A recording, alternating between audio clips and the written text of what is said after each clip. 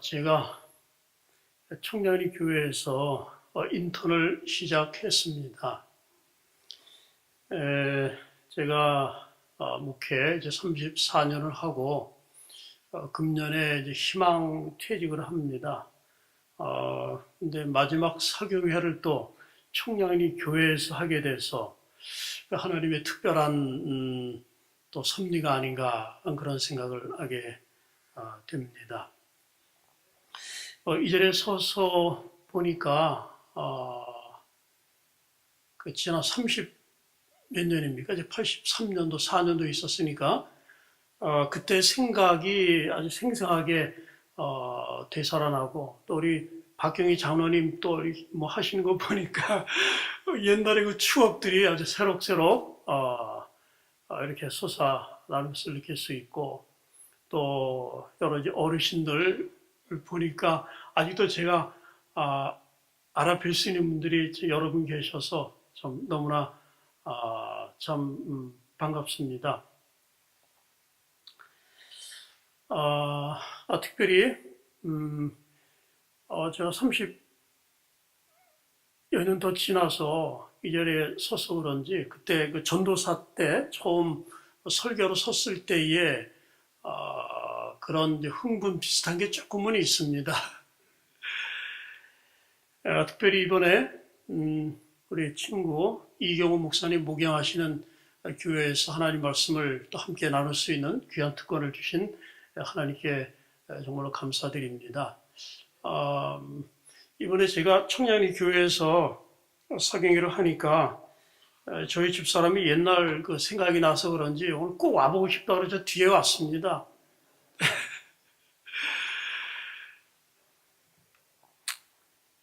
오늘 첫째 날 이번 사경의 교재가 오직 성경에 근거한 재림신앙과 1844년이라는 그런 주제입니다. 이 책이 분량은 많아 보이지 않지만은 내용이 굉장히 많이 들어있는 책입니다. 그래서 이 책을 중심으로 해서 한번 교재를 맞춰보려고 주마간산식으로 좀 맞춰보려고 그렇게 생각을 합니다.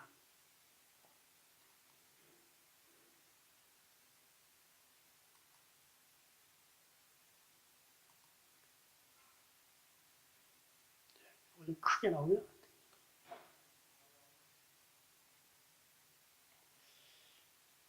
제가 파워포인트를 잘 안 쓰는데 이번에 뭐 파워포인트를 쓰지 않으면 진행하기 좀 어려운 내용들이 많이 있어서 오랜만에 준비했는데 이 컴퓨터가 조금 좀 문제가 있는 것 같아서 잘 보이십니까?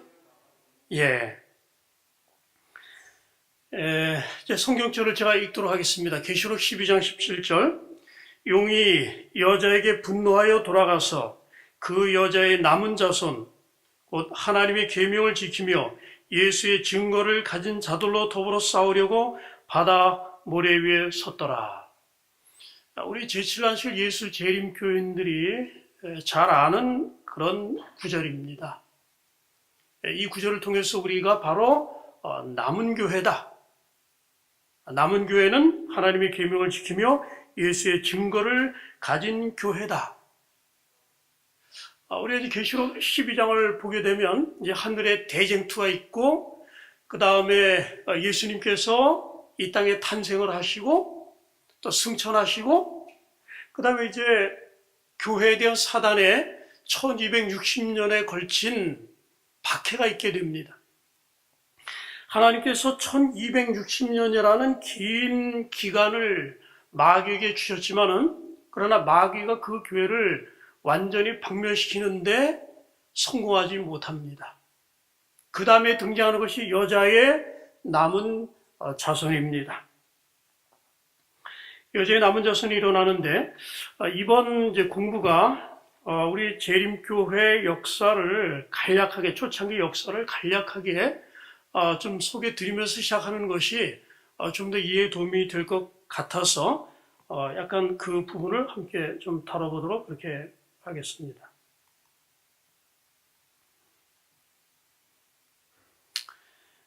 우리 재림교회 초기 역사를 제가 공부할 때 빼놓을 수 없는 인물이 윌리엄 밀러입니다. 윌리엄 밀러.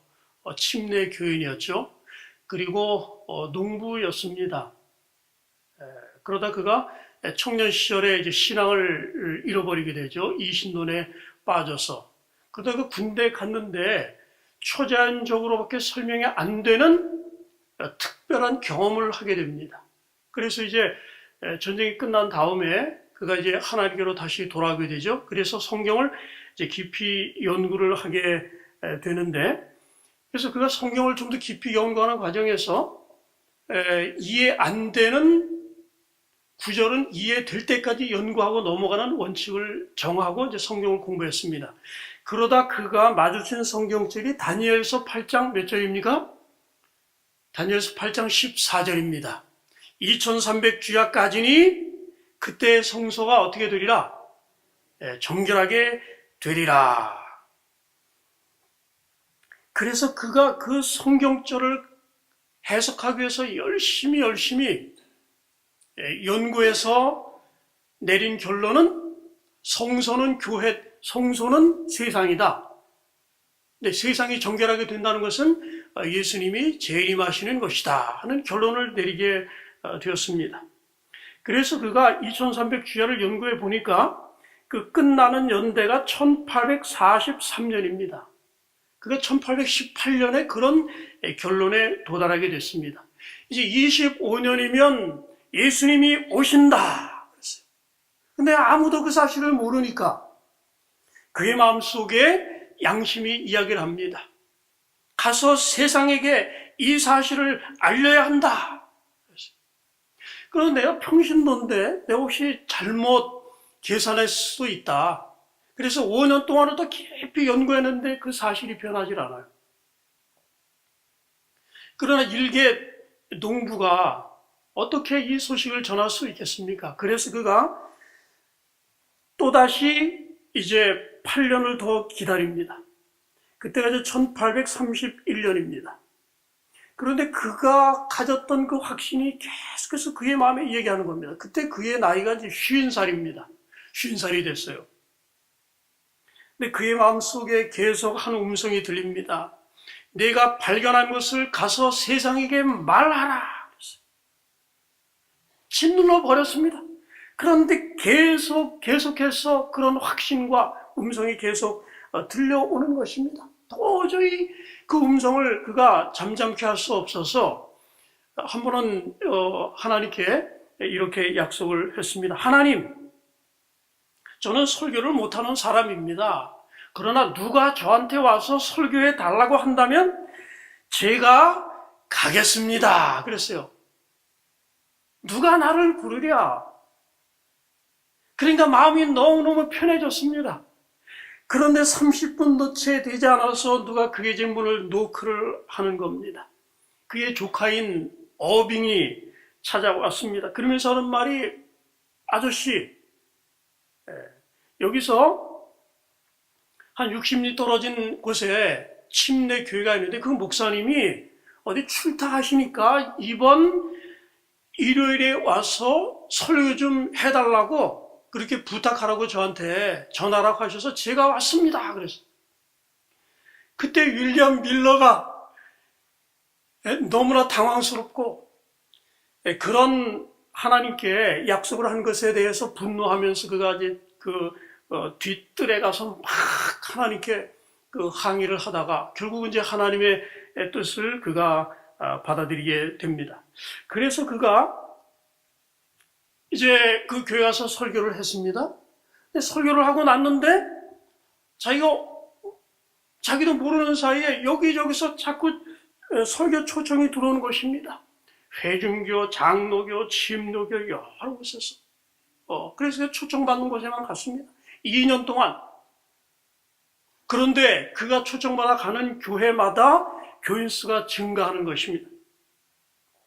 그래서 그가 8년 동안은 초청받는 곳에서만 가서 복음을 이제 예수님께서 1844년에 오신다는 그 기별을 증거했는데 1839년에 그가 만난 그의 그 운동을 한 단계 큰 운동으로 승화시키게 만든 한 인물을 만납니다. 그가 조수아 하임스라는 사람입니다. 조수아 하임스를 만났습니다. 조수아 하임스가 그래. 지금 예수님이 오시는 시간이 얼마 남지 않았는데 초청 받아가는 곳에만 전도하다가는 언제 이 기별을 다 전하겠느냐? 그래서 이분의 주선으로 미국의 이제 대도시들에 가서 예수님이 1843년에 오신다 하는 기별을 증거하기 시작합니다. 그때 이제 어린 엘렌 하몬도 그의 기별에 귀를 기울였습니다. 많은 교단의 이제 목사들이 참여를 하고 미국 남부와 서부에서 잉글랜드까지 쫙 퍼지고, 그래서 그들이 이제 텐트, 장막 집회를 주로 많이 했는데 4,000명을 수용할 수 있는 이 텐트를 치고 윌리엄 밀러가 거기서 설교를 하게 됐습니다. 그런데 윌리엄 밀러가 그 당시 굉장히 인기 있는 그런 사람이었습니다. 그를 모르는 사람이 거의 없을 정도였는데, 한 번은 이제 윌리엄 밀러의 기별을 받아들인 한 친구가 자기 친구가 이게 골상학자입니다. 골상학자. 이게 두상을 보고서 이제 심리를 판단하는 그런 사람인데, 이제 골상학자에게 이제 이 기별을 증거하려고 윌리엄 밀러를 데리고 갔는데, 골상학자가 윌리엄 밀러를 못 알아봤습니다. 근데 골상학자가 윌리엄 밀러를 딱 보더니, 이야, 정말 너무나 균형진 머리를 가지고 계신 분이십니다. 그러면서 그래요. 밀러가 당신 같은 사람 개심시키려면 고생 꽤나 하겠습니다. 그래요. 선생님은 그 밀러라는 사람의 넌센스 같은 기별을 받아 믿기에는 너무도 분별력이 많으신 분이십니다. 그러면서 내가 이 밀러라는 사람의 머리를 한번 진단해 본다면 그 속에 주먹만한 2단의 암덩어리가 아마 있을 것 같습니다. 그렇게 말한 다음에 이제 진료 카드에 이제 이름을 기록하려고, 죄송합니다만 선생님 조남이 어떻게 되십니까? 물어봤어요. 그때 윌리엄 밀러가 선생님 뭐 저는 대단한 사람이 아니니까 뭐 이름 적지 마십시오. 그런데 계속 이름을 알려달라는 것입니다. 그래서 제가 제 이름이 밀러입니다. 깜짝 놀랐어요. 당신이 윌리엄 밀러입니까? 그랬더니 제가 바로 그 사람입니다. 라고 말했을 정도로 윌리엄 밀러가 대단히 당시 많은 사람들에게 그의 이 가르침을 통해서 알려진 그런 사람이었습니다. 그렇게 이제 재림 운동, 예수님 오신다는 그 재림 운동, 그래서 여기 그 도표 있지 않습니까? 여러분 잘 많이 보셨을 거예요. 다니엘서 연구하시면서, 계시록 연구하시면서 많이 보셨기 때문에 다시 이제 복습하신다고 하시면서 공부를 하시면 되겠습니다. 여기서 1844년 언제인지 모르지만은 이제 그때 예수님이 언젠간 오실 것이다. 많은 사람이 이제 그렇게 기대를 하고 기다렸는데 예수님이 오시지 않았습니다. 뭐 긴 이야기는 생략을 하고, 그래서 이제 1943년이 지나고 나서 많은 사람이 실망을 합니다. 그래서 왜 예수님이 오시지 않았는가? 그런 퀘션을 가지고 많은 사람이 다시 성경을 연구하게 됐는데, 한 곳에서 이 조셉 베이츠가 집회를 인도하고 있었습니다. 그러나 실망의 원인을 몰랐어요. 근데 그때 누군가 아주 급하게 말을 타고 달려왔습니다. 그가 바로 세뮤엘 스노우라는 사람입니다. 달려와서 내리면서 말하기를, 내가 새로운 기별을 발견했습니다. 근데 이분이 유대의 그 절기를 표상학적으로 연구를 했어요. 예수님께서 그 6월절 표상을 성취시키셨고, 오순절에 성령이 내렸고, 그 다음에 이제 대속제일 절기가 있지 않습니까? 그가 계산을 쫙 해보니까 그 현대 달력으로 보면은 10월 22일입니다. 그래서 그걸 쫙 설명을 합니다. 그래서 예수님께서 제가 연구한 표상학에 따르면 1844년 10월 22일에 오십니다. 너무도 확신 있게 그 기별을 받은 사람들이 이제 새롭게 희망을 갖게 됐습니다. 그때가 이제 8월 둘째 주기 때문에 이제 2달밖에는 남지 않았습니다. 그들이 다시 성경을 연구해 보니까 이건 지체하는 기간이었다. 마태 25장에 보니까 열처녀의 비유 있지 않습니까? 보라 신랑이로다. 밤중에 소리가 나서 말하기를 보라 신랑이로다 맞으러 나와라. 그래서 이제 밤중 소리라고 해요. 밤중 소리. 그래서 7월 10일 대속죄일과 관련해서 이제 연구에서 나온 것이기 때문에 제7월 운동이라고 합니다. 이제 밤중 소리가 이제 전파되기 시작했습니다. 그래서 이제 윌리엄 밀러도 그 기별을 받아들이고 날짜가 다가오면서 사람들이 직장도 버리고 회개하고 추수도 포기하고 사표를 내고 인쇄물이 수없이 많이 뿌려지고 그런데 예수님이 오시지 않았습니다. 10월 20일 자정이 땡쳤는데도 예수님이 오시지 않았습니다. 그래서 이제 실망한 사람들이 이제 많이 흩어지게 됐는데 많은 사람들이 왜 예수님이 오시지 않으셨는가? 그런 답을 찾는 과정에서 어떤 사람은 예수님이 영적으로 오셨다. 그렇게 이제 해석을 해버리고 어떤 사람은 그 윌리엄 밀러의 기별은 전체가 잘못됐다. 또 어떤 사람들은 날짜를 계속 정하고 또 어떤 사람들은 아직 그 날짜는 모르지만 우리가 경험했던 이 경험이 너무도 정말 아름다운 경험이고 실제적인 경험이고 하나님이 함께 하시는 경험이기 때문에 여기 분명히 무슨 이유가 있을 것이다 라는 그런 기대감을 가지고 그들이 계속해서 성경을 연구하기 시작하는데 여기 보면 그 하이럼 에드슨이라는 사람이 나오는데 그가 이제 친구 크로지와 함께 실망한 몇 사람들을 이제 방문하기 위해서 옥수수밭을 가로질러 가고 있었습니다. 그런데 갑자기 그의 앞에 한 장면이 쫙 나타나기 시작합니다. 하늘이 열린 듯하고 대제사장 복장을 입은 예수님이 이 세상으로 오시는 것이 아니라 성소의 둘째 칸으로 들어가시는 장면이 보여지게 된 것입니다. 그래서 우리 그 종교 역사에서 가장 중요한 장면의 하나를 그가 보게 된 것입니다. 이 농부의 그 농장에서 일어났던 바로 그 일을 통해서 우리 제7일 안식일 예수 재림 교회가 탄생을 한 것입니다.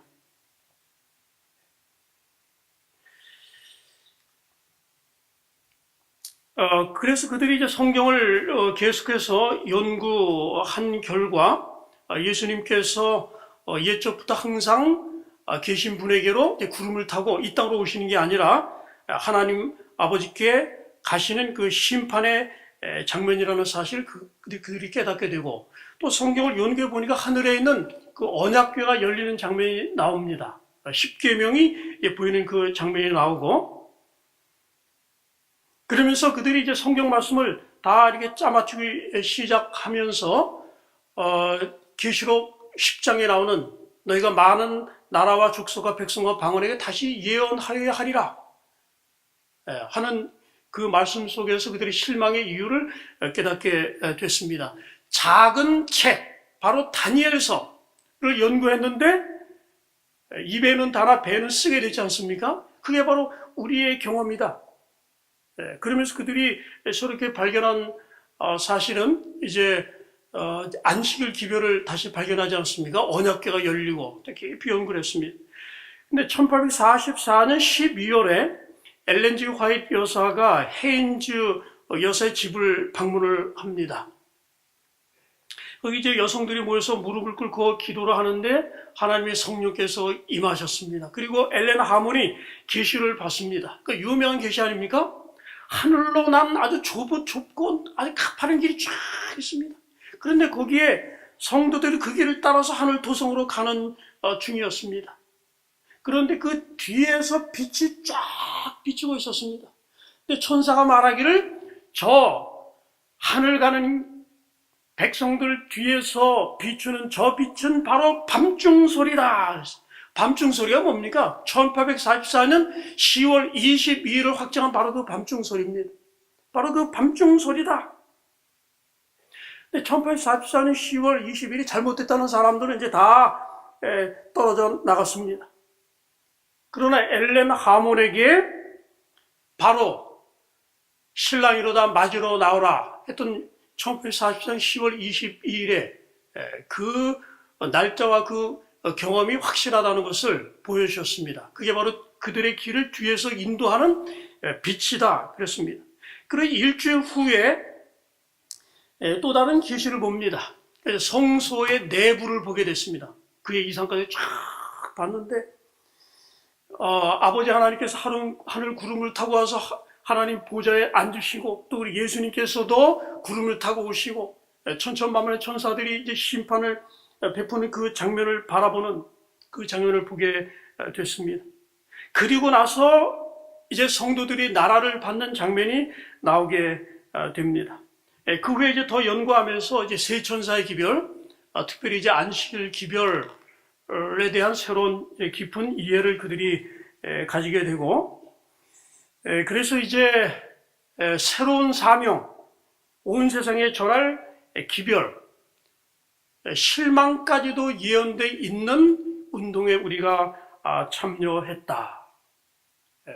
그래서 그 실망의 잿더미 위에서 나온 교단이 바로 우리 제7안식일 예수 재림 교인입니다. 제가 서두에 읽은 말씀이 있죠. 계시록 12장 17절. 용이 여자에게 분노하여 돌아가서 그 여자의 남은 자손 곧 하나님의 계명을 지키며 예수의 증거를 가진 자들로 더불어 싸우려고 바다 모래 위에 섰더라.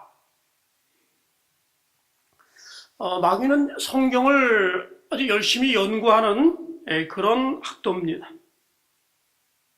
근데 마귀가 성경을 연구해 보니까 이제 1260년에 걸친 박해가 끝난 다음에 여자의 남은 자손, 남은 교회가 등장을 합니다. 그런데 그 교회는 하나님의 계명을 지키며 예수의 증거를 가진 교회입니다. 하나님의 모든 계명을 지키는 넷째를 포함해서, 그리고 이제 예수의 증거를 가진 교회. 예수의 증거는 계시록 19장 10절에 대언의 영. 대언의 영은 예언의 신이죠. 우리가 예언의 신 하면 화이트부인이 쓰신 책으로 생각하는데, 예언의 신은 성령이십니다. 성령. 그러니까 성령이 주어지시는데 예언을 주시는 성령이 있는 교회. 근데 마귀가 연구해 보니까 예언의 영이 주어진다는 얘기는 뭘까요? 예언을 주시는 하나님의 성령이 주어진다는 얘기는 하나님께서 예언을 주실 때는 직접 주시지 않으시고 반드시 사람을 택해서 주십니다. 말하자면 그 교회에 선지자가 주어질 것이라는 것이었습니다. 그래서 그 성경을 깊이 연구하는 가운데서 이제 여자의 남은 자손이 등장을 하는데 선지자가 등장해서 그 교회를 이끌 것이고 그 교회는 하나님의 모든 계명을 지키는 그런 교회가 될 것이며, 세 천사의 기별을 증거하고 특별히 이제 셋째 천사의 기별, 하나님이 창조주시며 그런 기별을 증거하는 교회가 나타날 것을 알게 되었습니다. 그래서 우리 제7안식일 예수 재림교회 그 역사가들이 이제 우리 재림교회 초창기 때 역사를 깊이 연구하면서 놀라는 사실은 마귀가 우리 재림교회가 등장할 그 타이밍을 알고 철저하게 준비했다는 것입니다. 그 증거가 뭐냐면 우리 재림교회가 등장할 때쯤 해서 많은 이데올로기와 많은 거짓 종교들이 일어났다는 사실입니다. 그 중에 하나가 화이트부인 우리 재림교회 등장할 즈음에 강신술이 등장하지 않습니까? 심령술이 등장을 하죠. 새로운 기별이 등장해서 새로운 복음이 등장했습니다. 사람은 죽어도 죽지 않는다. 영은 살아있다, 영원히. 이거 복음이잖아요. 그런 복음을 증거하는 한 운동이 일어났습니다. 그 다음에 찰스 다윈의 진화론이 이제 무르익어가기 시작했습니다. 하나님께서 창조주라는 사실을 정면으로 부인하지 않습니까? 그 다음에 공산주의, 무신론, 등장을 하고, 그 다음에 합리주의 운동, 그 다음에는 유토피아 사상이 그때 굉장히 활발하게 진행이 됐습니다. 앞으로 세상이 점점 살기 좋아진다, 기술 문명이 이제 점점 발달하던 그런 시대 아닙니까? 그래서 이 교회도 영향을 받았습니다. 앞으로 이 세상은 복천년이 된다. 그래서 교회들이 거의 대부분 이제 복천년을 주장을 했습니다. 우리가 복음을 전해서 사람을 이 복음화시켜서 이 세상을 유토피아 하나님 세상으로 만들 수 있다. 그런데 우리 재림교회가 전할 기별은 어떤 기별입니까? 이 세상은 점점 더 악한 세상이 되고 결국 하나님께서 개입하셔서 멸망될 운명이다. 이런 기별을 증거해야 되는데 좀 반대되는 그런 사조들을 일으키는 것입니다. 그 다음에 또 등장한 그 종교단체가 여호와의 증인이죠. 여호와의 증인. 그 다음에 크리스천 사이언스, 이 강신술 교단입니다. 그 다음에 여러분 잘 아시는 몰몬 교회가 등장을 합니다. 몰몬 교회. 우리 재림교회가 등장하던 바로 그 같은 곳에서 몰몬 교회가 등장을 했습니다. 우리 재림교회보다 20년 앞서서 등장을 했어요. 근데 우리 재림교회 한 역사가 쓴 책에 따르면 몰몬 교회를 연구해 보니까 우리 재림교회하고는 너무도 비슷한데 정반대된다. 그래서 그래서 우리 사단의 걸작품에는 천주교라고 얘기하는데 사단의 걸작품은 천주교가 아니라 몰몬교다. 그래. 너무너무 비슷합니다. 1830년, 40년대 등장해서 갔습니다. 몰몬 교인들 커피 마실까요? 안 마실까요? 우리 재림교인 가운데 좀 마시는 분들 계십니다. 몰몬 교인들 얼마나 철저한지 모릅니다. 신도수가 1400, 우리 재림교회가 한 1600, 1800만 그 정도 됩니다. 그 다음에 미국에만도 700만 명의 신도가 있습니다. 우리 재림교회는 이제 70만이 있는데, 그런데 그 몰몬 사람들은 헤쳐 모여 그래가지고 미국에 이렇게 모여서 700만 명. 근데 우리 재림교회는 흩어져 그래가지고 얼마나 됐습니까? 1800만 이렇게 됐습니다. 거기는 남 선지자가 있지 않습니까? 조셉 스미스. 우리는 무슨 선지자 있습니까? 여 선지자가 있고, 그 다음에 경전이 있습니까? 거기도 몰몬경이 있잖아요. 우리는 그 성경을 대신한다고 하지 않지만 우리에게도 화이트폰을 통해서 주신 예언의 신 말씀이 있습니다. 몰몬교회 음악 좋아합니까? 몰몬 태버네클 합창단 여러분 음악 한번 들어보십시오. 굉장합니다. 우리 재림교회도 음악 참 좋아합니다. 선교 활동 얼마나 열심히 하는지 모릅니다.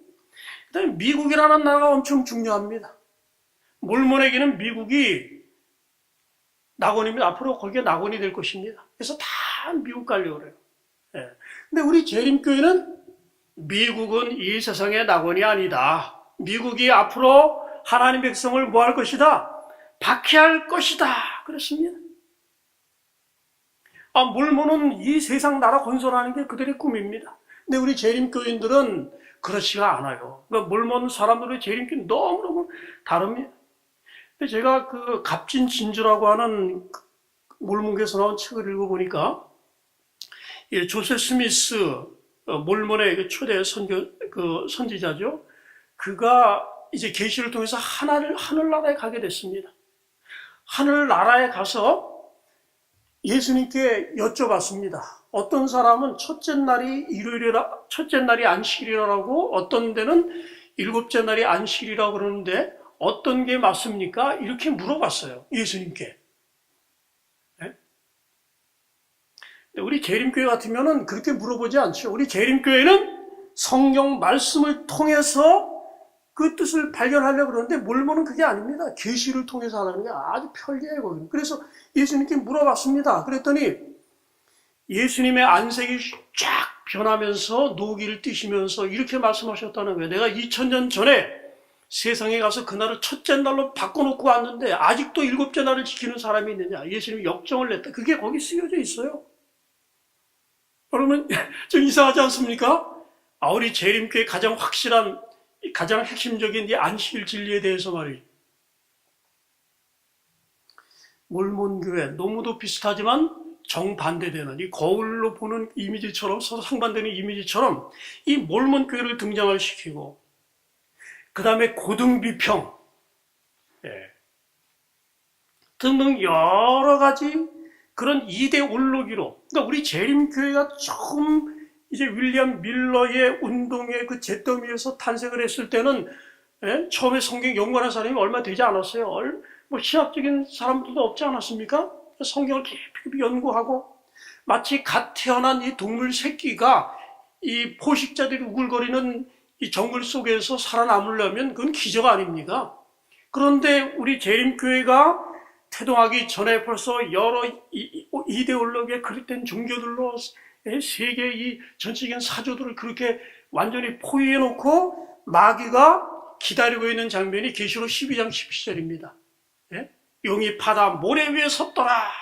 일전을 겨루려고 하는 것입니다. 자, 그러면 우리 재림교회 한 역사가가 이렇게 얘기를 했습니다. 이제 극화시켜서 이야기하기를 이제 마귀의 성경을 연구해 보니까 이제 선지자가 옵니다. 그 선지자가 오면은 그 선지자는 남자일까요, 여자일까요? 분명히 남자일 것이다. 그리고 학문적으로도 뛰어나고 어디 내놔도 손색이 없는 그런 사람일 것이다. 그러면 내가 그 사람과 싸우려면 굉장히 힘겨운 싸움이 될 것이다. 이게 마귀가 기대를 하고 있었는데, 그런데 하나님께서 마치 다윗과 골리앗이 싸울 때처럼 하나님께서 이 나와서 도전하는 이 사단을 향해서 등을 떠밀어 내보낸 소녀가 누구였습니까? 엘렌 굴드 하몬입니다. 17세의 소녀입니다. 싸우려고 나오는데 보니까 17세 소녀가 나오니까 마귀가 너무도 쉬운 상대로 생각했다는 것입니다. 너무 쉽게 이길 것이다. 그러나 그 역사가 말하기를 그러나 가장 연약한 성도가 하나님을 의지해서 나갈 때 마귀의 온 군대도 한 여성을 막을 수 없었다. 하나님께서 그 전에 사실은 남자 둘을 선택했었어요. 헤이즌 포스와 윌리엄 포이라는 사람을 선택했는데 선지자가 된다는 것이 거짓 선지자가 너무나 많이 나왔던 때이기 때문에 선지자라는 말만 들어도 그건 뭐 거짓 선지자로 그렇게 치부되는 때였습니다. 그래서 다 거절을 했는데 하나님께서 말씀하시기를 내가 너희를 대신해서 약한 자 중에서 가장 연약한 자를 택해서 너희를 대신해서 선지자를 삼으리라. 약한 자여, 그대 이름은 뭐라 그랬습니까? 여자여 그랬습니다. 그런데 약한 자 중에서 가장 연약한 자, 여러분 엘렌 하몬 잘 아시지 않습니까? 초등학교 뭐 2, 3학년 다니다가 돌에 맞아가지고 그래서 사경을 헤매다가 학교도 제대로 못 다니고 그러던 17세의 소녀를 하나님께서 선택해서 선악의 대쟁투의 한가운데로 떠밀어 내신 것입니다. 자, 그런데 마귀의 전 군대도 예수님 하늘로 승천하신 이후로 온갖 준비를 다 해왔지만은 이길 수가 없었습니다.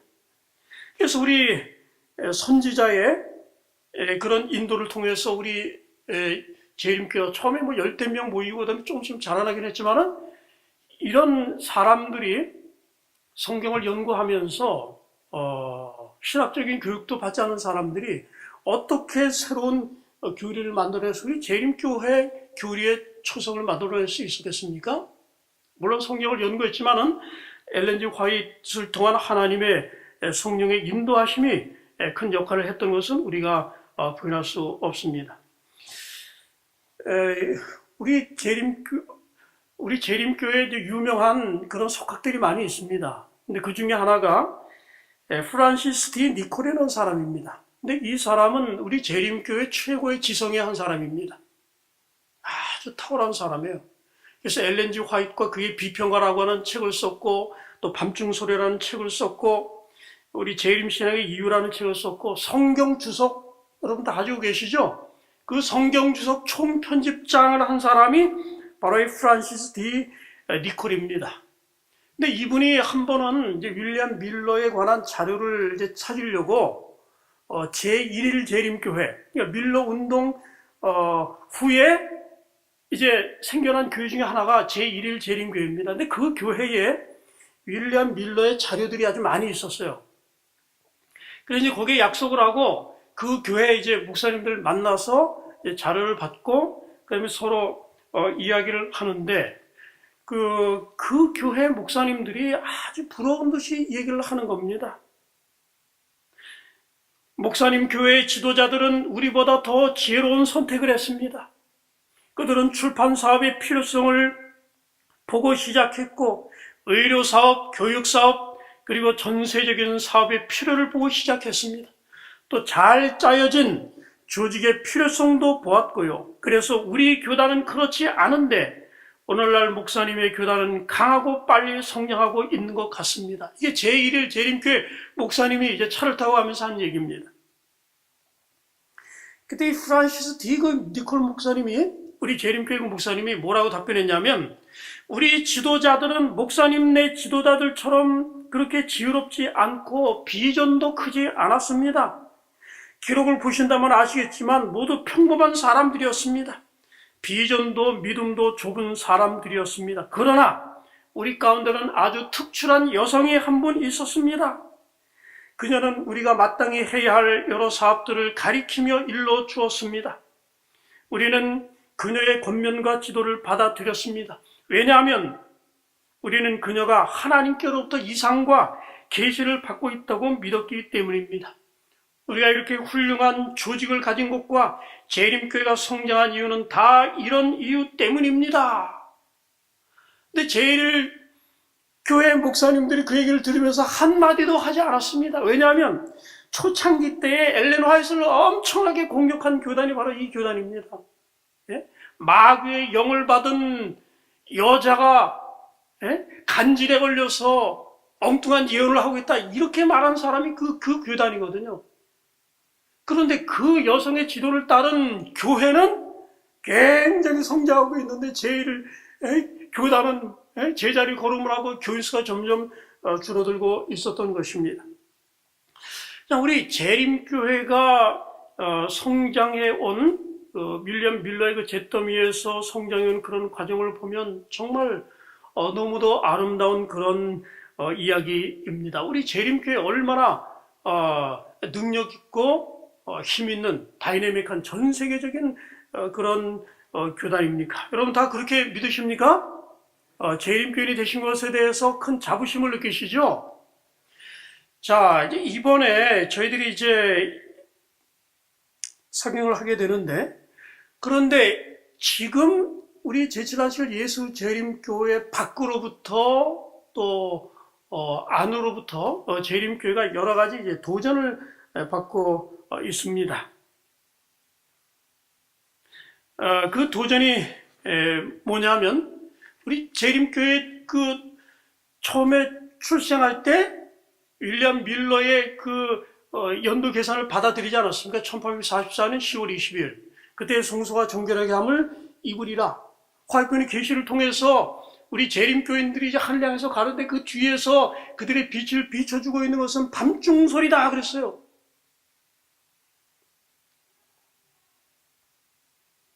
그런데 그 기초를 무너뜨리려는 사람들이 있는 것입니다. 예언이 맞지 않을 때라는 책이 있습니다. 예언이 맞지 않을 때.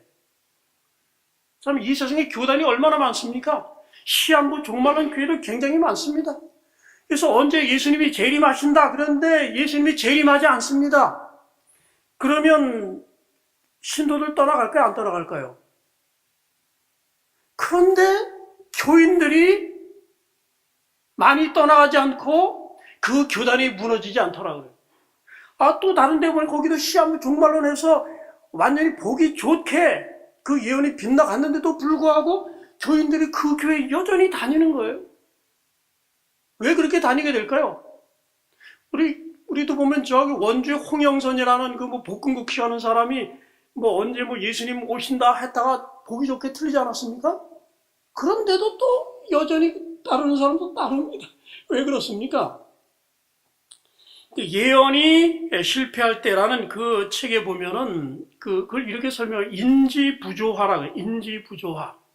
그래서 개인은 자신의 믿음과 태도, 행동 등에 있어서 일관성을 유지하려고 한다.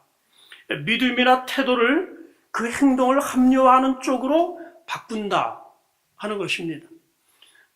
제가 그 나뉠 수 없는 사람이라는 우리 재림교인이 쓴 책에 보니까 거기 한 중년 여성이 한 심리학자를 찾아왔습니다. 그러면서 제가 남편이 너무 미워가지고 제가 이혼을 하려고 합니다.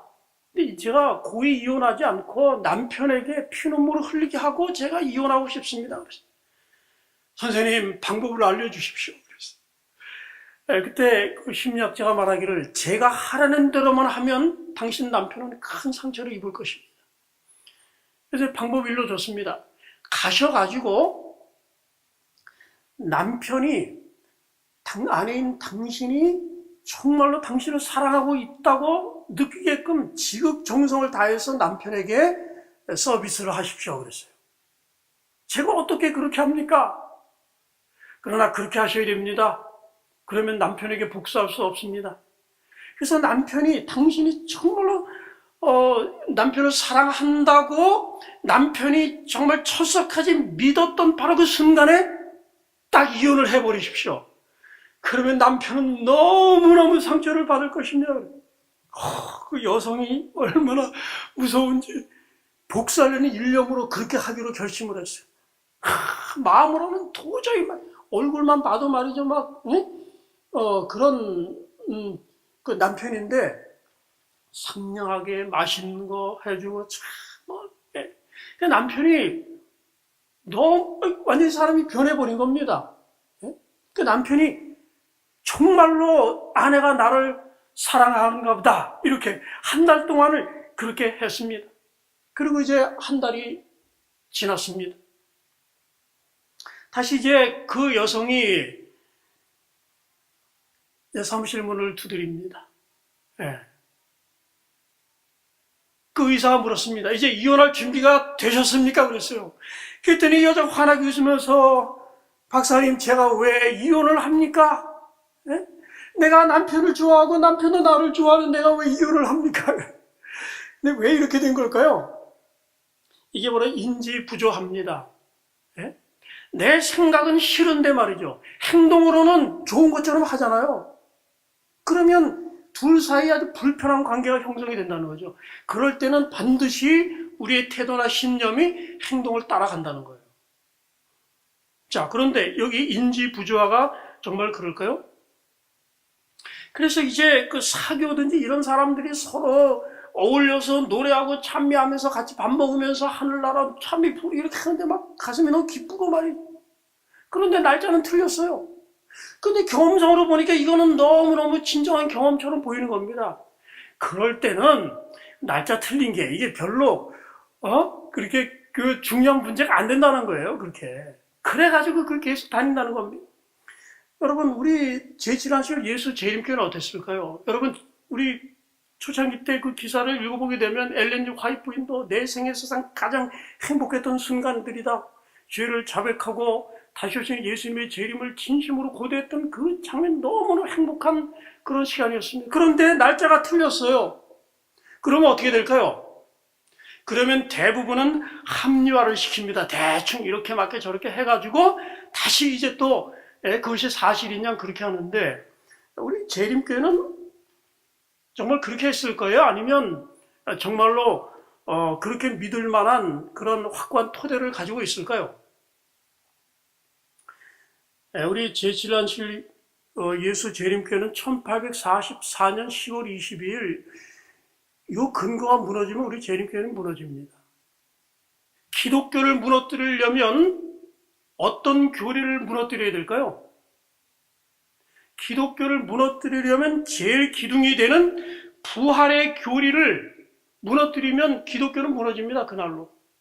예수님 부활하지 않았다는 그 사실만 확실하게 입증하면 기독교는 무너집니다. 우리 재림교회는 어떻게 하면 무너질까요? 재림교회는 1844년 10월 22일 예수님께서 하늘 지성소로 심판하기 위해서 들어가셨다. 이 사실, 우리 교리로 삼고 있는 이게 무너지면 우리 재림교회는 무너지는 것입니다.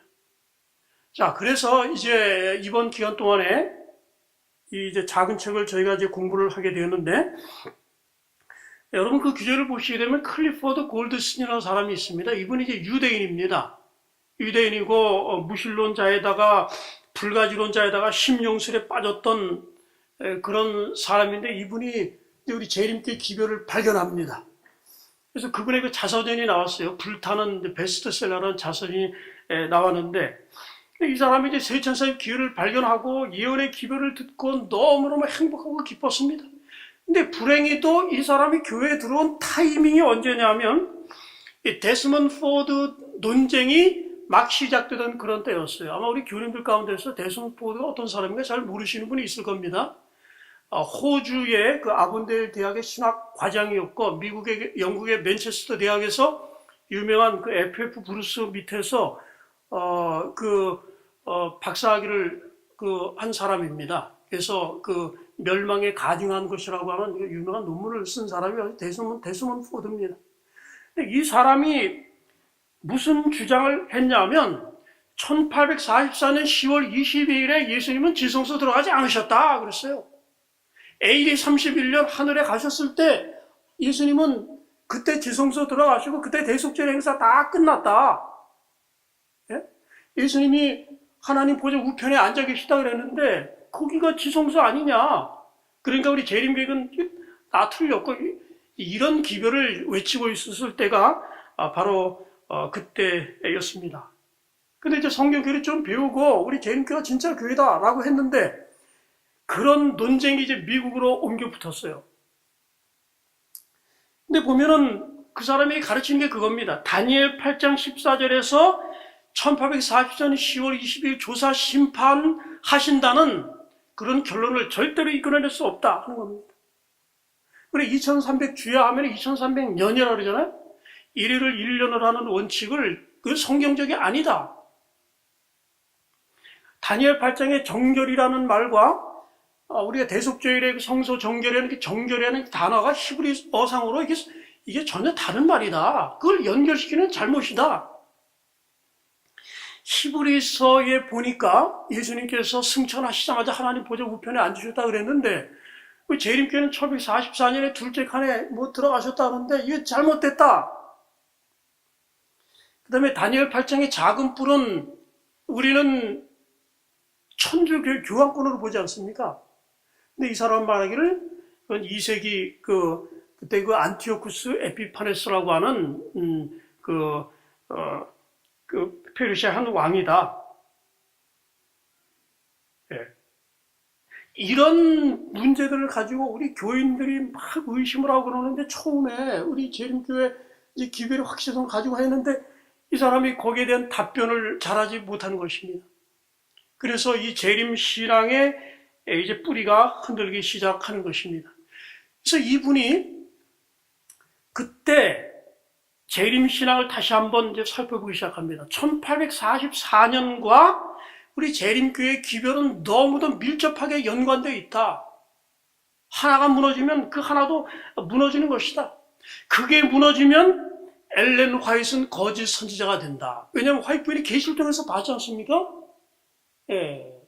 실망 후에 하늘로 난 그 가파른 길로 올라가는데 그 뒤에서 비춰주는 빛이 있는데 그것이 밤중 소리다. 1844년 10월 20일 그 연대계산이 맞는 것이다. 그렇게 화이트 부인이 계시를 통해서 확증을 해줬는데, 이게 틀리면 어떻게 될까요? 화이트 부인은 완전히 거짓 선지자가 되는 것입니다. 이게 조셉 스미스와 같은 그런 꼴이 나는 것입니다. 그래서 이제 1844년 이 기별을 부정하게 되면은 엘렌 화이트를 의심하게 됩니다. 부정하게 될 수밖에 없습니다. 그 다음에는 재림 기별, 그 심판 끝나면 예수님 오신다 그랬는데 그 의심하게 됩니다. 안식일 진리, 화이트 부인이 계시를 통해서 지성소를 보았는데 지성소에 언약궤가 열리고 거기에 뭘 봤습니까? 십계명을 보셨잖아요. 근데 십계명 가운데서 어떤 계명이 가장 찬란하게 빛나다 그랬습니까? 넷째 계명, 안식일 계명이 가장 찬란하게 빛났다. 그래서 와이프인이 이제 짐승의 표 뭐 쭉 얘기를 했습니다. 예? 안식일 진리, 신앙에 대한 회의감들이 생기게 될 것입니다. 여러분, 만일에 우리 재림교인들이 1844년 10월 20일이 진리가 아니라고 한다면 어떻게 될까요? 정말 그 상상도 할 수 없는 그런 일이 벌어집니다. 엘렌 화이트인이 쓴 모든 책들의 심리성이 다 사라지게 되죠. 화이트인은 선지자가 아닙니다. 여러분, 화이트인이 쓰신 그 초김제에 보면은 뭐 오리온 성자의 열린 공간에서 잘 얘기하지 않습니까? 우리가 그 통과해서 하는데 다 허접. 그러면 여러분 어느 교회로 가시겠습니까? 재림교회 떠나시면. 여러분, 우리 재림교회는 갈 교회가 없습니다. 예? 일요일교회 여러분 가시겠습니까? 예. 거기 그 영원 불멸선을 믿는 교회 아닙니까? 목사님 설교하면서 뭐 지옥 설교 해대고 말이죠. 막. 예? 예. 그러면서 사람이 죽으면 즉시 하늘로 가고 뭐 이런 얘기 계속 하고 말이죠. 예정론, 한 번 구원받으면 영원히 구원받는다. 여러분 그 틀리다는 거 잘 알지 않습니까?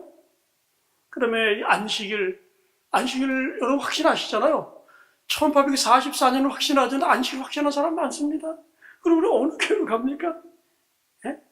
방언하는 교회 여러분 갈 수 있겠습니까? 자, 우리 이 교리가 틀리면 우리 재림교회들은 갈 곳이 없습니다. 틀린 교회 어떻게 다닐 수 있겠어요? 그래서 많은 이 1844년을 의심하는 그런 사람들이 불신앙 가운데로 많이 빠져버립니다. 그래서 이 클리포드 골드슨이라고 하는 이분이 결심합니다. 많은 사람들이 화이트보일의 글을 가지고 이걸 입증을 하려고 하는데 그거 가지고는 안 되는 성경적인 근거가 있어야 돼요. 그래서 나는 오로지 성경만을 가지고 1844년 그 문제에 대한 답을 발견하리라. 그리고 맞지 않으면 난 교회 떠나리라. 그래서 화이트보일의 글을 참조하지 않고 그가 성경을 깊이 연구했습니다. 성경만으로 1844년의 문제를 풀지 못하면 우리 재림교회는 이단이다. 그가 열심히 성경을 연구해서 내린 결론을 뭐냐면 신약이 없어도 구약만 가지고도 1844년 조사 심판을 얼마든지 입증할 수 있다는 것입니다. 그러고 나니까 엘렌 화이트인에 대한 확신이 다시 돌아오기 시작했습니다.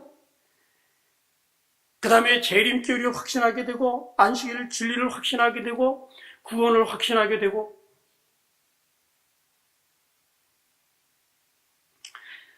그래서 재림교회가 남은 교회라고 하는 확신을 갖게 됐습니다. 왜냐하면 재림교회는 뭐 개신교회처럼 뭐 서로 분열해서 생긴 그런 교회가 아니지 않습니까? 성경에 예언된 남은 교회, 계시록 10장에 그 작은 책을 먹어버린 다음에 실망하고 나서 생겨난 그런 교회, 그런 예언적인 연구를 통해서 생겨난 그런 확신 있는 교회입니다.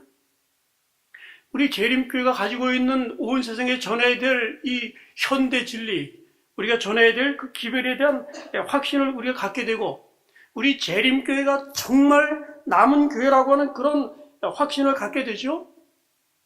그래서 우리 재림교회만 가지고 있는 가장 독특한 교리인 이 조사 심판의 교리, 이것과 연결되어 있는 것이 셋째 천사의 기별 아닙니까? 첫째 천사의 기별과. 그래서 그 기별에 대한 확신을 갖게 된다는 것입니다. 그런데도 불행히도 이분이 이제 그 책에 말씀을 하셨습니다. 1장에 1844년 조사 심판에 대해서 관심을 갖고 연구하는 재림교회들이 너무도 적다 하는 것입니다. 그래서 이분이 어느 큰 교회에 가서 성경만 가지고 그 조사 심판의 이 정당성, 성경적인 토대를 입증할 수 있는 사람도 있냐고 손을 들어보라 했더니 수백 명 있는 교회에서 서너 사람이 손을 들더라 하는 겁니다.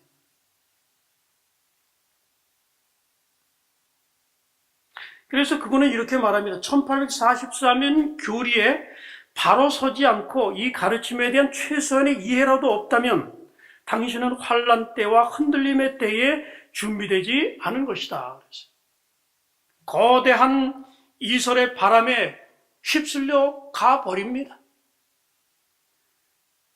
저도 이제 교회를 여러 목회하다 보면은, 신학하다가 우리 저에게 떠난 사람 많이 봤습니다. 예. 이 예언을 통해서 우리 제칠안식을 예수 재림교회 하나님께서 일으킨 정말 참된 교회라고 하는 이런 절대적인 확신을 가지고 있으면 우리가 떠나지 않을 수 있습니다. 그러나 참 교회라는 그 확신이 부족해요. 그래서 많은 사람이 떠나가는 것입니다. 우리 성도님들은 우리 재림교회의 가장 중요한 중추적인 교리의 하나인 조사심판의 교리를 그렇게 설명하실 수 있겠습니까? 다 들으셔가지고 다 아실 수 있다고 생각하지만 그러나 실제로 가르치려고 하면 못 가르치는 겁니다. 예? 이 성경책이 어디 있더라? 예? 자, 이번 기간에 이제 이 문제를 이제 차근차근 이 저자의 그 책을 따라서 좀 공부를 하도록 하겠습니다. 1844년 이게 흔들리면 여러분 신앙이 흔들립니다.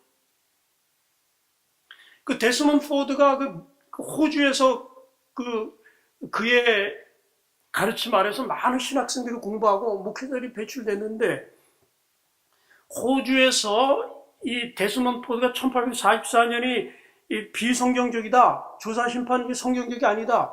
그래서 떠나간 우리 재림교회 목사가 몇 명일까요? 180명이 떠나갔어요. 호주 교회가 막 뿌리채 흔들렸습니다. 근데 데스몬드 포드가 교인들 다 나와라 그러지 않고 교회에 남아서 이 복음을 전하라 또 그렇게 말해버렸어요. 그래서 이 사람들이 교회에 남아서 계속 교회에 이제 문제를 일으키는 겁니다. 엘렌 화이트 잘 인정을 하지 않고 교회단의 반기를 들고 여러분 결함 있는 교리를 가진 교회에 여러분의 영혼을 인도할 수 있겠습니까? 남은 교회가 아닌데 우리가 바벨론에서 나오라고 그런 기별을 증거할 수 있겠습니까? 그래서 호주의 많은 교회들이 이 재림교회의 독특한 교리를 가르치지 않아요. 많은 교회들이. 엘렌 조이 거의 언급하지 않습니다. 그래서 그저 뭐 복음 믿으면 된다고 해서 축제교회니 뭐니 해가지고 그렇게 돼 버립니다. 1844년의 가르침은 재림운동이 이 시대를 위한 진리라는 반박의 여지가 없는 확신을 가져다 준다. 이것이 사탄이 그토록 이 진리를 최대한 축소하려고 오랫동안 노력해온 이유이다. 그랬습니다. 그래서 이번 사경의 기간 동안에 우리 조사 심판에 대한 이 성경적인 그 예언적인 근거들을 우리가 머릿속에 잘 이렇게 좀 집어넣는 그런 시간을 갖도록 하겠습니다. 내용은 굉장히 방대하지만은 그러나 좀 축소해서 그렇게 하도록 하겠습니다. 여러분 데스몬드 포드가 1980년도 그런 문제를 일으켰습니다. 근데 그때 우리 재림교회는 뭐 잠잠했어요. 한국 재림교회는 언제나 올까 그랬는데 몇 년 돼서 이제 한국으로 지금 넘어오고 있습니까? 최근에 좀 넘어오고 있지 않습니까? 이상구 박사가 조사심판 교리 부정하고 엘렌 지 화이트 뭐 엉뚱하게 얘기하고 다 이런 게 막 35년 된 다음에 우리 이제 재림교회가 이제 고전적인 이제 그런 스타일로 돌아갈 때가 된 것 같습니다. 요즘에 그렇습니다. 뭐 저는 속으로 뭐 하는 거 다 좋고 묵상하고 명상하고 그런데 깊이 있는 성경 연구들이 없어요. 이건 보통 문제가 물론 그렇게 해야죠. 그러나 이제 우리가 지성적으로 우리 제7일 예수 재림교의 가장 중요한 교리들에 대한 그런 명확한 이해를 가지고 있어야 우리의 이 시대를 위한 이 복음을 증거할 수 있겠습니다. 자, 오늘 여기서 제가 말씀을 마치고 내일은 그 2장, 3장, 4장을 공부합니다. 집에 가셔서 줄 치시고 좀 읽어오시기 바랍니다. 내용이 상당히 많기 때문에 이 내용을 읽어오시면 1시간 내에 좀 마칠 수 있을 것 같습니다. 오늘 말씀을 마치도록 하겠습니다.